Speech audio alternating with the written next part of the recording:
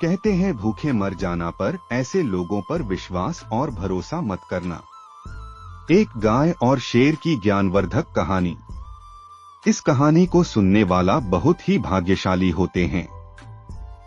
इस कहानी में गाय बहुत ही महत्वपूर्ण ज्ञान देने वाली है, जो जीवन की दिशा दशा को बदल सकती है। आप सभी से आग्रह है कि इस कहानी को अंत तक जरूर सुनें। किसी जंगल के किनारे स्थित एक चारागाह में 3 गायें रहती थी। तीनों अलग अलग रंगों की थी, एक काली, एक सफेद और एक भूरी। उन सभी गायों में बहुत ही ज्यादा गहरी मित्रता थी। तीनों दिन भर साथ रहती, साथ ही चारागाह में घास चरती और रात में एक दूसरे के पास ही सोती थीं। एक दिन भूरे रंग का एक शेर जंगल से भटकते हुए उस चारागाह के पास से गुजरा। वहां उसकी दृष्टि उन 3 गायों पर पड़ी। शेर कई दिनों से भूखा था और शिकार की तलाश में भटक रहा था। मोटे ताजे गायों को देखकर उसके मुंह में पानी आ गया। वह घात लगाकर एक बड़ी चट्टान के पीछे बैठ गया और तीनों गायों के अलग होने का इंतजार करने लगा, ताकि वह उन पर हमला कर सके। समूह में उनका सामना करना उसके लिए मुश्किल था। यहाँ तक कि पूरा दिन बीत जाने के बाद भी तीनों गायें एक दूसरे से अलग नहीं हुई। दूसरा दिन भी इसी तरह गुजर जाता है। 3 दिन तक शेर प्रतीक्षा करता रहा। कभी भी ऐसा अवसर आया ही नहीं जब तीनों गायें साथ न हो। आखिरकार शेर के धैर्य ने जवाब दे दिया। अब वह ऐसा उपाय सोचने लगा जिससे तीनों गाय आपस में अलग अलग हो जाएं। उपाय दिमाग में आते ही वह गायों के पास गया और उनका अभिवादन करते हुए बोला, नमस्कार मित्रों, आप लोग कैसे हैं? मैं यहाँ से गुजर रहा था। आप लोगों को देखा तो सोचा क्यों ना आप सभी से हालचाल पूछ लूं। काली और सफेद गाय ने शेर के अभिवादन का कोई उत्तर नहीं दिया, क्योंकि वे उसकी प्रकृति जानते थे। किंतु भूरी गाय ने शेर का अभिवादन स्वीकार करते हुए प्रसन्नता पूर्वक जवाब दिया, मित्र, तुमसे मिलकर बहुत खुशी हुई।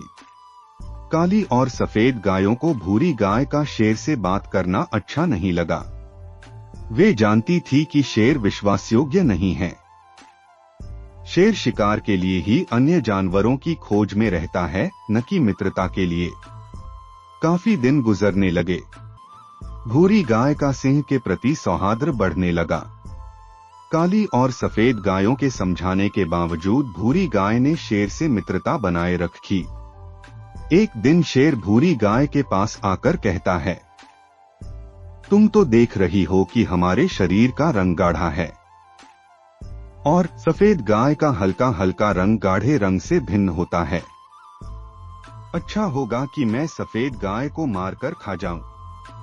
इस तरह हम सब में कोई अंतर नहीं रहेगा और हम अच्छे से साथ में रह पाएंगे।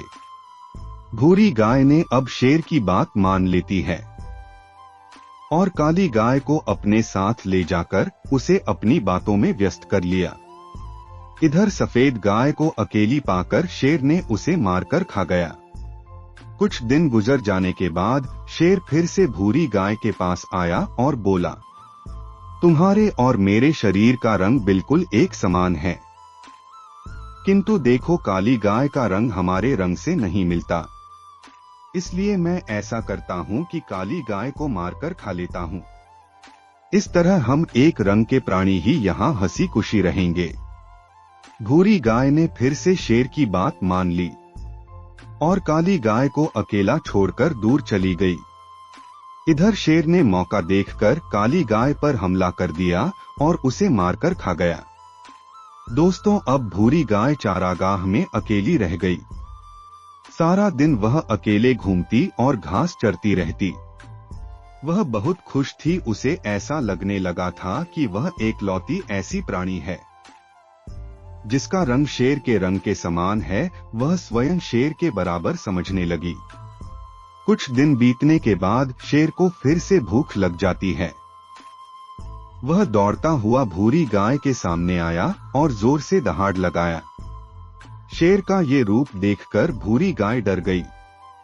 शेर उससे बोला, आज तुम्हारी बारी है, आज मुझे कोई शिकार नहीं मिला, इसलिए मैं चाहता हूँ कि तुझे मारकर खा जाऊं। भूरी गाय डर से थरथर कांपने लगी और बोली, किंतु मैं तो तुम्हारी मित्र हूँ, तुमने मुझसे जैसा कहा मैंने वैसा ही किया, तुम मुझे कैसे खा सकते हो। शेर ने फिर से दहाड़ लगाई और बोला, मूर्ख गाय, मेरा कोई मित्र नहीं है। ऐसा कैसे हो सकता है कि मैं शेर होकर एक गाय से मित्रता करूंगा। भूरी गाय सिंह के सामने गिड़गिड़ाते रही, किंतु सिंह ने उसकी एक न सुनी और उसे मारकर खा गया। दोस्तों कहते हैं, एकता में बल है। कोई भी समूह एकता के बिना आसानी से बिखर जाता है और नष्ट हो जाती है।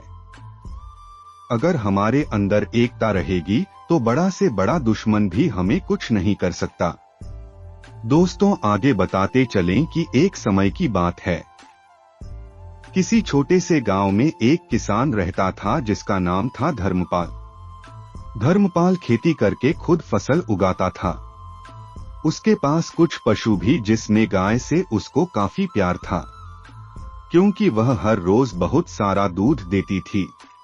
धर्मपाल की कमाई ज्यादातर गाय की दूध से ही मिलती थी, इसलिए वह चाहता था कि उसकी गाय हमेशा स्वस्थ रहे। एक दिन जब धर्मपाल खेत में काम कर रहा था, उसका पुत्र रोते हुए उसके पास आया। उसके पुत्र ने उससे कहा कि उनकी गाय बहुत बीमार है, वह जमीन पर पड़ी है और दूध भी नहीं दे रही है। यह सुनकर किसान तुरंत घर की ओर गया और देखा कि उनकी गाय बहुत कमजोर हो गई है। जब उसने दूध निकालने की कोशिश की तो दूध भी नहीं निकला। किसान बहुत ही परेशान हो गया। किसान को लगा कि अब गाय ठीक नहीं हो पाएगी, तो उसने गाय को खड़ा करके जंगल की ओर चलाते गया। गाय ने बहुत दूध दिया, लेकिन अब वह किसान के लिए बेकार हो चुकी थी। जंगल के भीतर पहुंचने के बाद किसान ने गाय को खुला छोड़ दिया और वहां से चला गया। बेचारी गाय अकेली और असहायक खड़ी रही। थोड़ी देर बाद गाय जंगल से डरने लगी और वहां से निकलने की रास्ता ढूंढने लगी।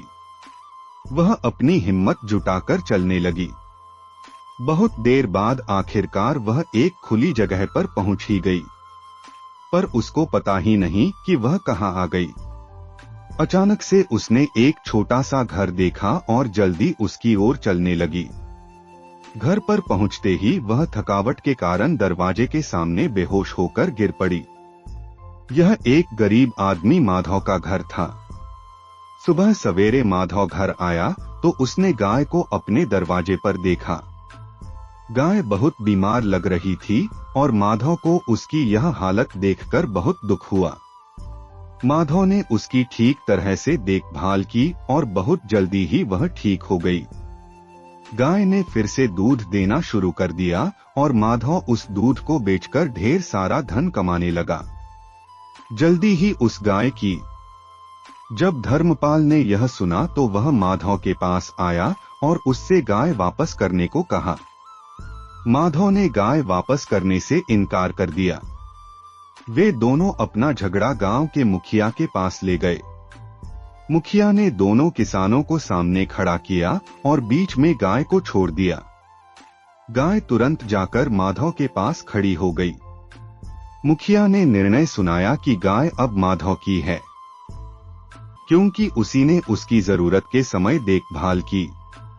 इस कहानी से हमें यह सीख मिलती है कि कठिन समय में अपने वरदान को ऐसे ही जाने न दे।